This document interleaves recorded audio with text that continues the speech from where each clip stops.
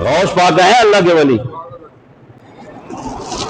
40 درہم دیے تھے والدہ صاحبہ نے کپڑے میں سلائی کر کے، جا آپ پترا تعلیم حاصل کر. اپنے وفد دے نال سن راہ وچ ڈاکو پہ گئے. او بچہ ہے کوئی تیرے کو؟ ہے ہاں جی ہے. اتنے پیسے نے میرے کو، اما جی نے دیتے سن، وہ فلانی جگہ تے سلائی کر کے. انہیں ویکھے تے واقعی نکل پئے نے وہ ڈاکواں دا سردار سی. حیران ہو گیا بھائی ایڈا سچا کیوں پہ بولتا ہے. انہیں بلا کے کہ بچو یہ سچ ایڈا کیوں بولے؟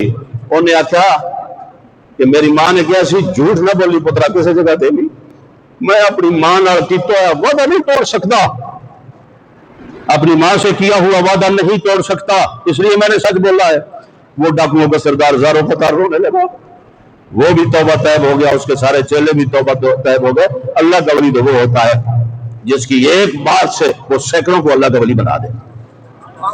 جھوٹیاں دے پیچھے چھڑ دو، بے نمازیاں دے اور قرآن دی مخالفت کرنے والے اور داڑھی مونے اور خبیث لوگ لٹیرے انہاں دے پیچھے چھڑ دو. اللہ حضرت شیر ربانی جی اللہ دے ولی جنہاں دی مسجد وچ بیٹھے ہو. وآخر دعوانا الحمدللہ رب